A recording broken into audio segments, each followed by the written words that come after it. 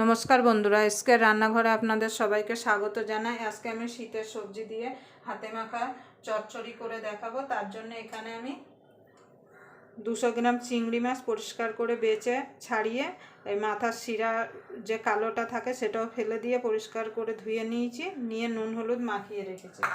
আর এখানে সবজির মধ্যে নিয়ে নিয়েছি পেঁয়াজ কালি, বেগুন, পেঁয়াজ, আর এখানে নিয়েছি একটা আলু। এবার আমি এগুলোকে হাতে মাখবো। তার জন্য আমি একটা একটা করে সব দিয়ে দেবো, সব সবজিগুলো।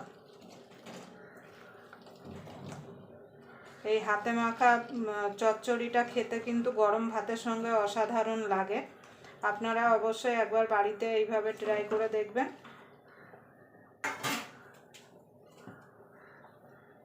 এর মধ্যে দিয়ে দেবো আদা রসুন থেতো করা। আমি এখানে থেতো করে দিয়েছি, আপনারা চাইলে এই জায়গায় থেতোর বদলে কুচিয়েও দিতে পারেন।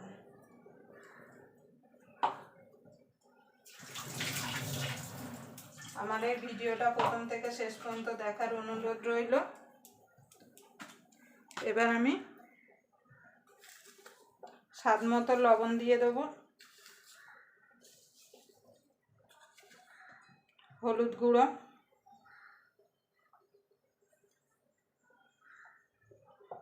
অল্প করে দেবো ঝাল লঙ্কার গুঁড়ো। এর মধ্যে আমি কাঁচা লঙ্কাও দেবো, একটু চচ্চড়ি কি একটু ঝাল ঝাল হলে খেতে কিন্তু ভালো লাগে।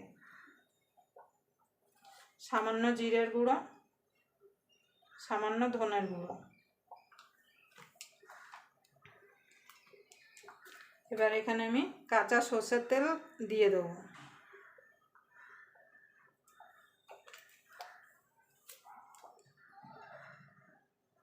দিয়ে ভালো করে এগুলো আমি একসঙ্গে মেখে নেব।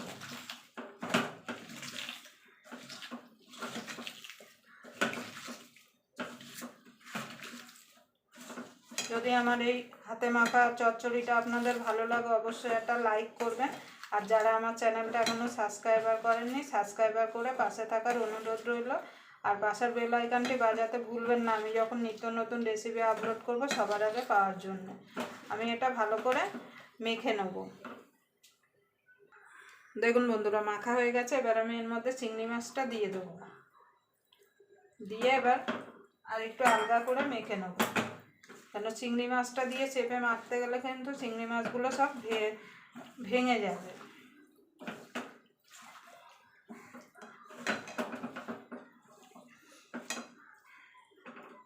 এবার আমি গ্যাসটা ধরিয়ে ঢাকা দিয়ে এটাকে রান্না করে নেব। দেখুন বন্ধুরা, এখানে আমি 6-7টা কাঁচা লঙ্কা দিয়ে দিলাম। ঝালটা আপনাদের স্বাদ মতো দেবেন, যে যেমন ঝাল খেতে পছন্দ করেন। এবার আমি গ্যাসটা জ্বালিয়ে দেবো। এবার গ্যাসটা জ্বালিয়ে আমি ঢাকা দিয়ে দেবো। ঢাকা দিয়ে মিনিট 2 একটু রান্না করে নেবো, তারপরে নেড়ে দেবো। আপনারা কিন্তু একভাবে ঢাকা দিয়ে রাখবেন না, অবশ্যই মাঝে মাঝে খুলে কিন্তু নাড়াচাড়া করে দেবেন, না হলে কিন্তু তলা থেকে লেগে যাবে। দেখুন বন্ধুরা, কতটা জল বেরিয়ে গেছে। এই জলেই কিন্তু রান্নাটা হয়ে যাবে, এক্সট্রা কিন্তু জল দিয়ে প্রয়োজন পড়বে না। এইভাবে ঢাকা দিয়ে দিয়ে রান্না করলে দেখুন সব সবজিও দেখুন সিদ্ধ হয়ে গেছে। আমি আর একবার ঢাকা দিয়ে আরও মিনিট 2 রান্না করে নেব। দেখুন বন্ধুরা, আমার চচ্চড়িটা হয়ে গেছে। এবার আমি এর মধ্যে ধনেপাতা দিয়ে দেবো। ধনেপাতা দিয়ে এবার নাড়াচাড়া দিয়ে আমি নামিয়ে নেব।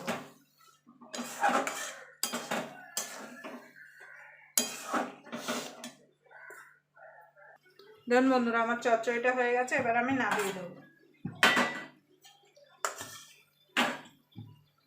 আবার আপনাদের সঙ্গে কোনো নতুন রেসিপি নিয়ে দেখা হবে। ততক্ষণ পর্যন্ত আপনারা সুস্থ থাকবেন, ভালো থাকবেন। নমস্কার।